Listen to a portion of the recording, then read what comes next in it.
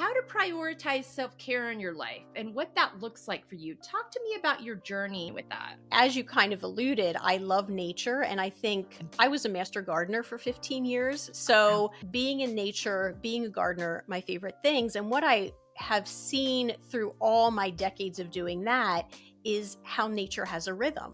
Everything has to rest, right? And I think, especially as women, sometimes we think, I just have to push through this next thing. Or we can get that narrative that if you don't show up for everyone, then you are not doing what you're supposed to do. Or if you take a break, you're lazy, all of those narratives.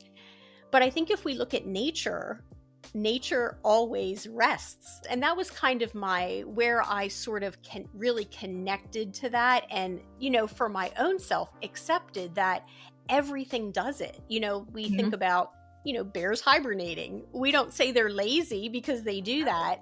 Ah. So some of the most beautiful plants go dormant because Mhm. they have to. They get their energy by doing that. So I think I started to think in terms of Mhm. that how does a plant handle a situation if it gets sick, because plants get sick too. It Right. actually takes a rest. It shuts Mhm. down some of its functions so it can get better.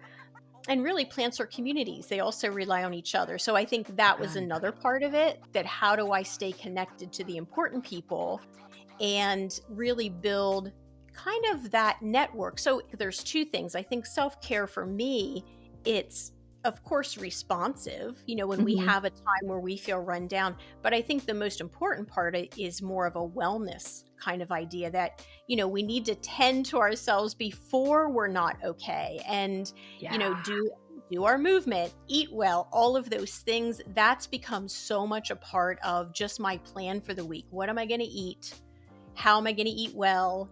How am I going to find time to, I don't like the word exercise. I think it feels pressury. Yeah. So Yeah. I say, how am I going to get my movement in, my Yeah. yoga, like those kinds of things. So it's really evolved, I think, as I've gotten older and Mhm. started to recognize that we are just like every other part of nature, that we have a cycle, and Mhm. there will be times when we need to rest and times when we can bloom.